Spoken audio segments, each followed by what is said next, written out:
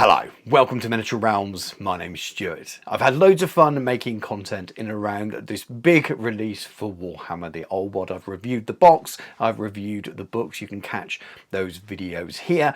And now it's time for a speed painting tutorial, or relatively quick painting tutorial for the new Chaos Warriors.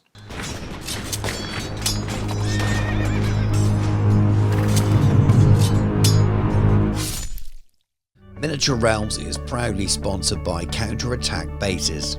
They stock a wide range of counters, gaming aids and movement trays for multiple game systems and offer custom items to suit your club, your event or even your podcast or YouTube channel. Check out the link in the video description.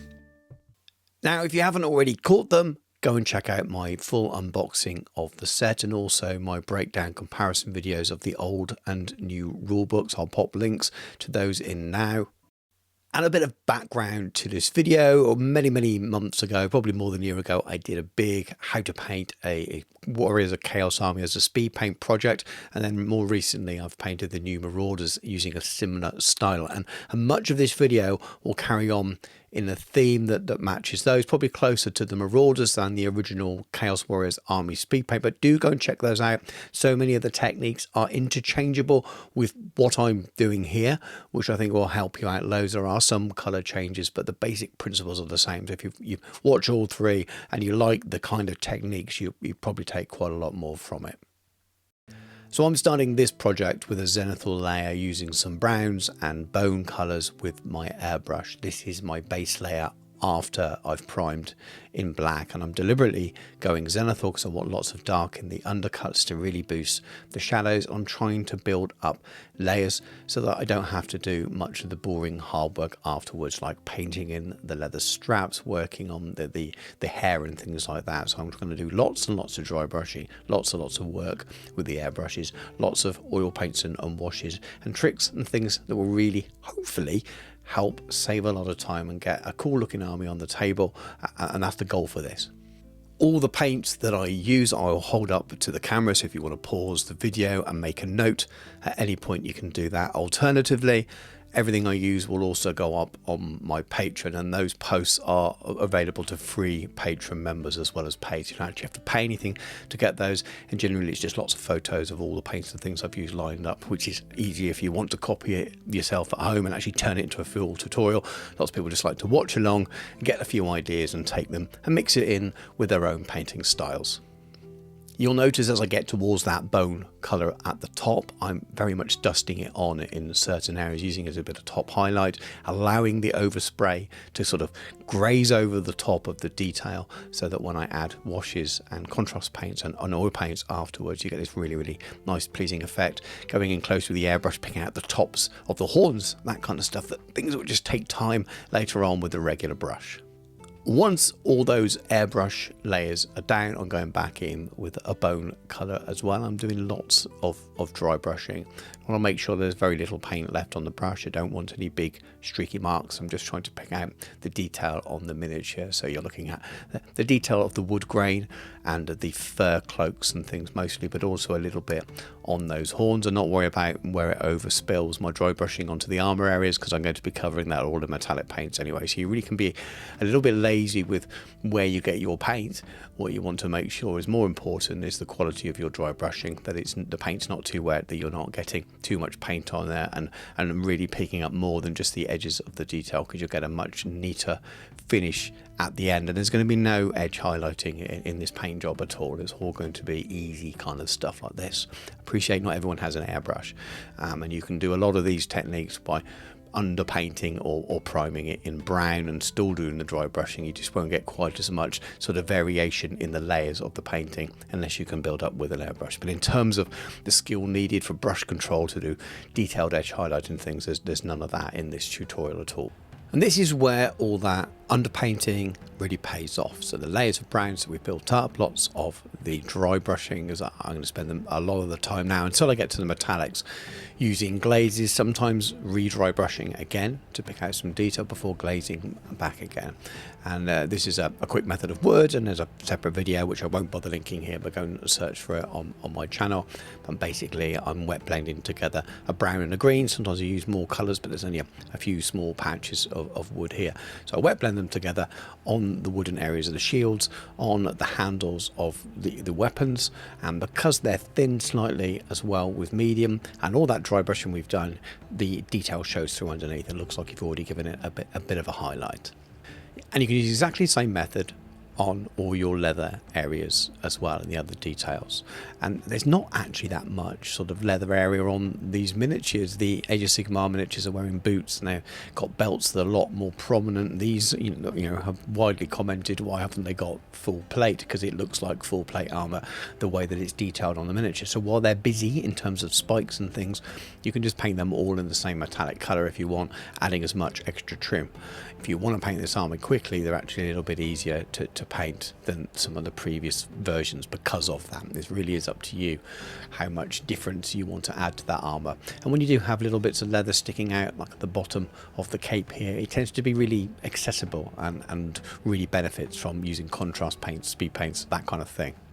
Very obviously you don't have to use the same selection of browns and bone colours and things that I've used here. There's a huge range in this Citadel Contrast set, and there's a huge range with the speed paint as well, and all the other brands that do these kind of paints. Pick your favourites or the ones you've got in your collection. You may need a little bit of thing at times to really get the most from the underpainting. You're glazing over the work you've already done, hoping that some of that highlight and that shadow is showing through, because that's where you really get the depth from it. Obviously this is slap chop to a higher level, and slap chop is absolutely fantastic in terms of a phrase that's really brought this style of painting to the fore, but it's been going on for a very, very long time, and glazing over the top of other paints has been happening for a very, very long time. And I think just the way I'm painting here demonstrates, and I'm not the only person that does this by any means, but it demonstrates that you can do more than just paint something black, give it a really heavy dry brush and then put colour on it. You can underpaint with colour as well and really end up with a finish that looks a little bit higher in quality, but it is definitely a little bit easier than just building up standard layers of painting here. Try to make this banner in this instance here look like it might be a bit of old hide or flesh or something like that. There's very little of the horse flesh showing at all on these miniatures, which is good, because painting horses is a right pain in the behind. I'll cover it a little bit more in the Marauder tutorial actually, and some of the colours and things that I've used. I like to stick to sort of black horses in some cases, or sort of this off reds here, because they work really well with black manes and fur, which just look great with the grim darkness of these chaos warriors. I think in the speed paint army video, all of the horses are black. In that instance with the Marauders there's a little bit of a mix, and I'm using that same mix in these here. But you really can use what you want. I'm using a grey here for the small patches on this horse, and I'll just mix it up as I go, and not worry about making them uniform at all. The main sort of theory behind these horses is them to look more bestial, that they're sort of demonic themselves. I know they're not all demonic mounts. There's a demonic mount in this video as the character, but essentially it's painted the same way as the horse. And the method just continues and continues. I've got two bone colours from two different ranges here. The Army Painter one is slightly browner in tone. The Skeleton Horde from the Citadel range is a lot more sepia, and I'm wet blending them together, leaving the brighter colour on the top areas and putting that darker colour in the recesses, using a little bit of water as well, thinning them, just playing around with them on the miniature. And again, all that underpainting, all that dry brushing has done the work for you, so that you don't have to be super skillful with what you're doing here, and you end up with a really nice effect. Same method works perfectly on all the horns again, and all that dry brushing comes back into it. Now, to be fair, if you were painting a Bretonnian army or something like that, you might not want to use this technique. It's very, very good for painting large areas of miniatures that you want to look grim, dark and dirty, and want to avoid edge highlighting. So it depends on the finish you want. I think it works particularly well, this kind of army painting method, for painting stuff like Chaos Warriors if you want them to look grim and dirty and you don't want to go for that neat sort of trim heavy metal style. And very often I just lean into certain elements of this. So I nearly always underpaint, and I'll do a little bit of dry brushing. And if I was painting some Empire troops from Middleland and they were wearing furry capes or something, it may well be just the capes that I'm using this kind of dry brush and glaze over the top method rather than using it as a base layer for the entire army. And as I've already mentioned, there's going to be more dry brushing, and I'm returning to those same areas and giving it the lightest tickle. That's probably not the best way of describing it, but a very, very small amount of paint on here, just the lightest touch, just to make the areas pop a little bit more. If I go too heavy, I can always go back and reglaze, thin it slightly and knock it back and play around with it until I'm happy. But I'm just adding a little bit of the intensity back because sometimes it can be dulled. By this stage, it's time to start painting in more of the details in different colours. Again, same method because I've been dry brushing, so I'm using Grim Black from Army Painter, which is my favourite speed paint-esque black from all the ranges at the moment. I may change my mind again in the future, but this one I really like. It tends to show off your underpainting very, very nicely, but gives you a proper black, a nice balance between the bluish tones that you get in some ranges and a nice sort of balance between the browns that you get in others. And sometimes you want those things, but if you want a sort of standard middle of the road black that does all the jobs, this is probably your best one to go for. So I'm just picking out the mane, the fur, and then the bits of the hair around the feet as well, and then it's yet more dry brushing. And because a lot of this dry brushing is going on the character miniatures, so I'm interchanging between the characters and the regular troops, I've got a few greys lined up here, and I will do a couple of extra dry brushes in lighter greys on the characters rather than the standard horsemen in the unit. But here again, I can't emphasize enough how important I think it is to make sure that you've not got too much paint on your dry brush at this stage. Really just a little tickle of those brighter greys, otherwise you'll wash all the work out you've done and make it a bit pointless. You might not have just painted black and gone over. So again, I'm just catching the very edge, giving the lightest tickle. Again, we're going to keep tickling these miniatures today. The lightest tickle just to really enhance it. Now, this is a speed paint job. Normally a character like this, I might go along and properly highlight the edges of the fur just to give it that slightly neater look. But again, if you're light enough with your dry brushing, you can do quite a nice job. And even if you have to glaze back a little bit with a bit of thin black to cover over any areas that look a little bit chalky, it's sometimes worth it. And this is a speed paint army for me. I really love the idea of having a large Chaos army, and I'm slowly working towards it. But it's not my favourite army. I prefer the good guys. So I'm building a slightly more speed painted army than I'd normally do if it was my Empire or something like that, in order to have an enemy to fight against and create some really, really big fun games, maybe to lend to people at times as well. So I'm able to cut a few corners that I may not always do, and I think that's why it's so beneficial to show that you can get a nice looking army with relatively easy techniques that you've seen in this video.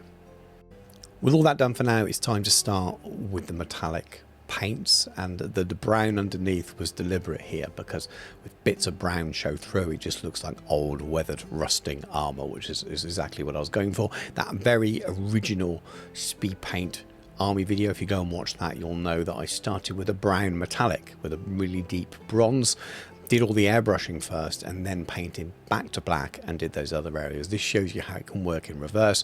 It really is up to you. I thought I could save more time on these by saving time on all the fur and all the capes and things like that, but it's really, really up to you on what you do to prefer. So there are kind of opposites. It gives you two different potential methods if you go and look at that other video as well. This really dark black metallic I'm using just on the characters.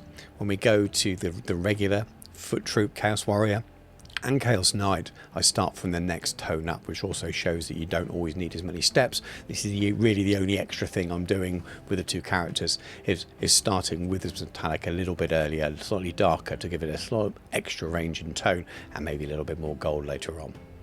This is the silver metallic triad that I'm using for this project. I'm using a sponge to take as much time out of the process as possible, and it also adds the benefit that you get a little bit of brown showing through in places as well. As I've already mentioned, I will be using a regular brush as well, so it's a real mix of those things, but it's a nice effect and you can speed up the process quite a lot, and I quite like doing them. So right next to me, you can't see it at the moment, I've got my brush ready as well. I've got different sizes sponges and I'm kind of working my way along. If I know the sponge is too big, I'll grab the brush and so on and so on. And essentially I'm working my way through those colours, or working my way up through those colours, allowing each paint to be a little bit smaller each layer so those existing colours show through, focusing the brighter colours towards the top of the miniature where that light is going to hit and reflect from. It's all pretty straightforward there.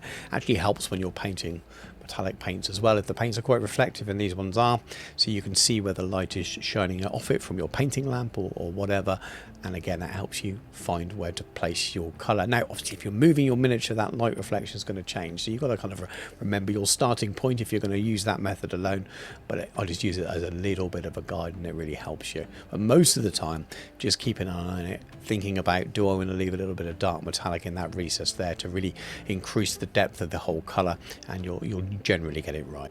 With both of the champions, the one on the demonic mount and of course the battle standard bearer, I did start with that slightly darker metallic to start with, but aside from that the process is exactly the same mixture of using a sponge or a regular brush in order to sort of build up those layers, leaving a bit of each colour in place and working towards where the light is reflecting off the miniature, so you've got a nice transition.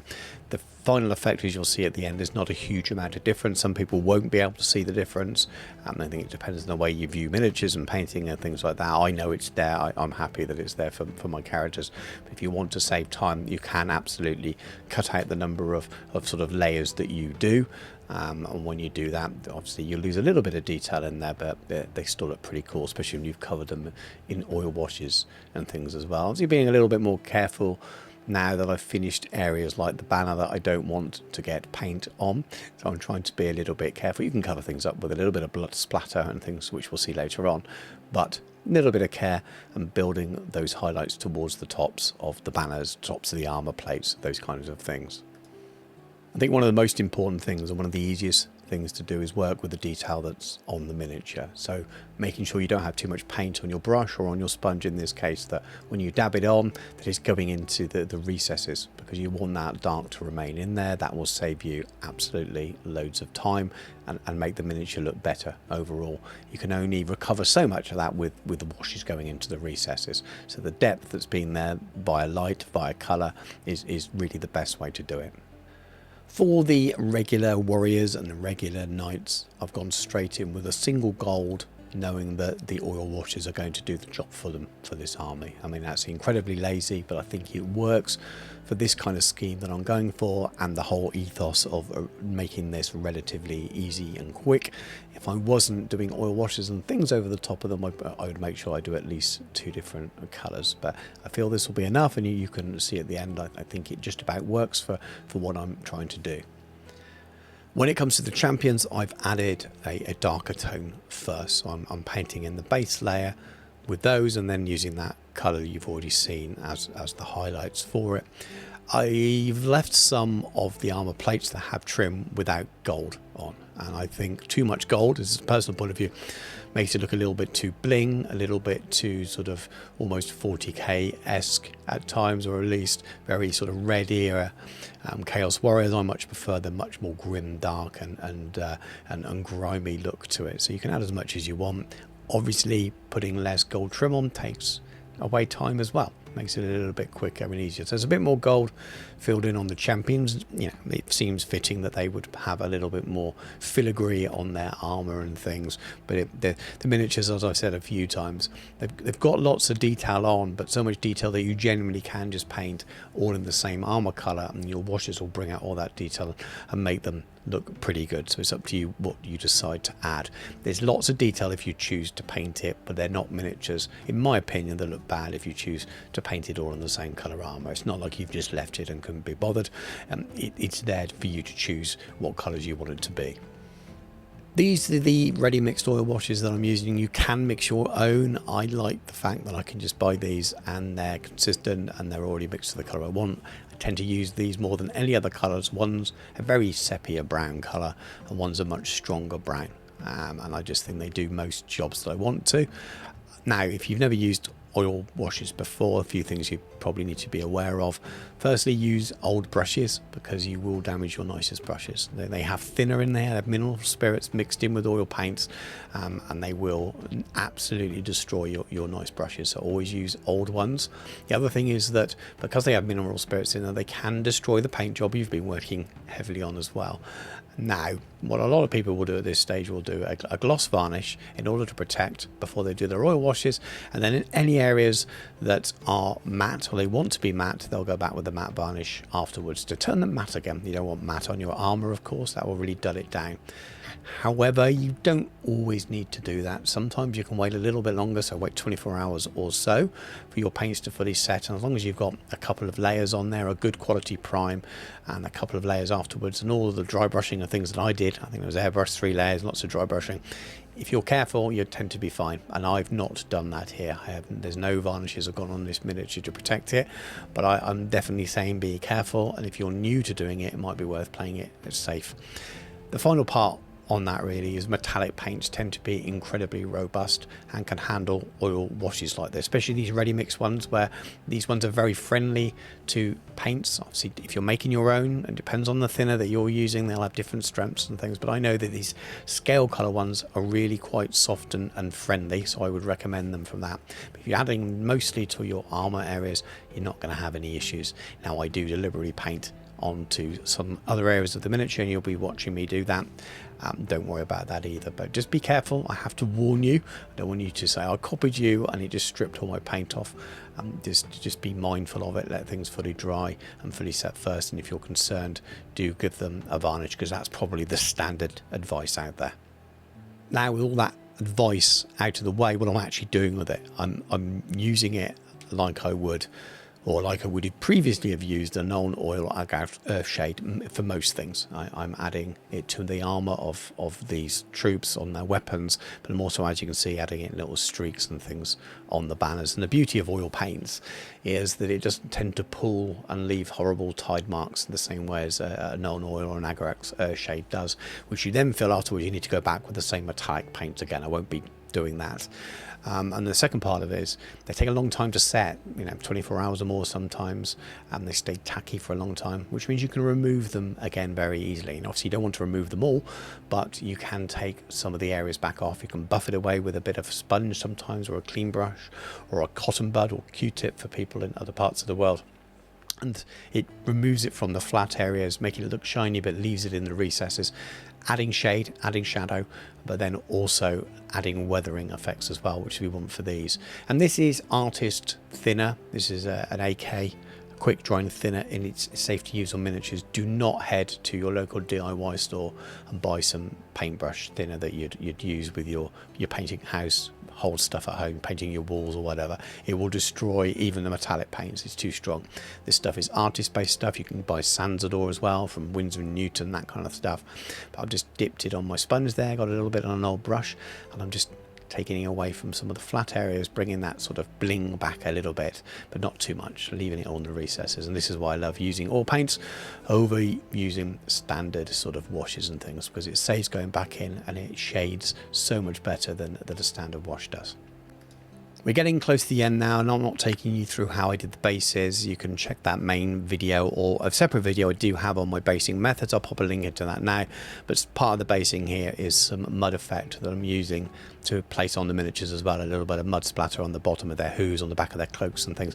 Again, if you're using a speed painting technique like this, it adds lots of detail. It looks really, really cool, as does stuff like this. So I've got my blood effect, and a sort of oozing vomit is the army painter version. I think is it Nurgle's Rot or something for the Citadel version. I have them in a palette. I add a little bit of water and I feather them out and thin them around. Do not splat them on like your 7-year-old would. And I'm thinking of my 7-year-old given the chance. You don't want to cover the whole thing. So you can paint a bit on, get a bit of water on your brush, feather it out and blend it out. You end up getting this really, really nice effect. that starts to make the miniature look like it's been in the wars.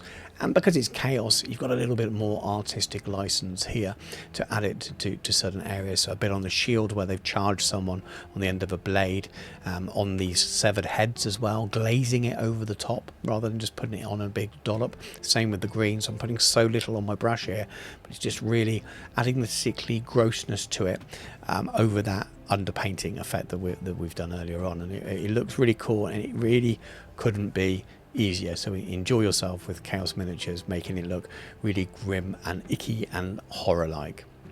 Sometimes it's hiding a multitude of sins, and other times it's just adding detail where you've skipped it because you're speed painting. I think in our original video that I did, I talked about my inspiration for the Chaos horses being like the Nazgul's horses in Lord of the Rings. When you see them close up, when the hobbits are under that tree and you see the hoof of the horse come down and it's kind of sweating and there's a bit of blood dripping down in the black hoof, that's the kind of horror I want there. And just by adding a tiny little bit dripping down from an armor plate on the calf of a horse or something, can just look really, really grim and strong, and add detail and make the army really eye-catching when you're not really spending a lot of time deploying any real skill there. But here's the finished pictures, and you can let me know what you think. Do you think those quick methods work for army painting? I paint an awful lot of armies, as not just for Miniature Realms in terms of YouTube and the tuition I do as well. I had a student recently, we were talking about underpainting in the browns and how much you can save time later on, but also for the work I do as a commissioned painter as well. You've got to paint large armies in a reasonable amount of time, and cutting corners is sometimes the only way to reasonably do it. If you want to paint multiple armies in a year, there's things you have to do. If you have one army project that you're happy to paint for 4 or 5 years, then you can take as much time as you want, and there's no right or wrong way to paint a miniature. But I think this demonstrates that you can have some really interesting, cool looking effects with your armies that don't necessarily mean you have to spend an awful lot of time with detail painting with your regular brush. You can do airbrushing work for sure. No, not everyone has an airbrush. I'm not saying it's easy in terms of the equipment you have, but if you've got an airbrush, you can save a lot of time. But the oil washes, all the dry brushing and the glazing over the top, they're things that most people can have a go at and develop, and they're just huge time savers. And the more you practice them, the more refined you'll get at them, and the more you'll understand what works and what doesn't, and where you can cut corners. I just love painting like this when I have the opportunity. And something as grim and as dark as this kind of chaos army is just the perfect subject for this kind of technique. Thank you very much for watching. Hope you enjoyed the video, and hope that you've maybe picked up some things that you might want to carry over to your own painting. Obviously, this is just one way of painting them. It's not the right way. It's just a way that I use a lot for a lot of my painting, to try and find ways of saving time but still having great looking miniatures is one of my main goals for the painting tutorials I have on this channel. And some things I can save more times than others, and miniatures like this really open themselves up to a lot of underpainting and a lot of big sweeping things that you can do, which save you time later on in the miniature. Many of you will have seen the video I've already done, speed painting a chaos army. I'll pop a link in there. Some of the techniques and ethos that I had there I've brought over into this, some slightly different colours as I've already mentioned, no doubt, but it's still the same basic idea. So hopefully that will be useful to some of you out there when you've got big armies that you want to get painted and get on the table, but you still want them to look pretty cool. So if you have enjoyed it, remember to drop a comment below, give the video a like, it really helps me. Subscribe to the channel and all that stuff. Click the bell, hype it if you've got the opportunity. It just helps it being shown to other people if the video is performing well, and I really appreciate that. If you want to support me even more, please check out my Patreon. I do lots of painting stuff on the Patreon. There's basic levels when you're just supporting me and the channel because you want to see me make more videos, and I really appreciate that. And then there's higher tiers where I can give you painting, coaching and advice as well, including Zoom lessons. So do check out my Patreon in the link below.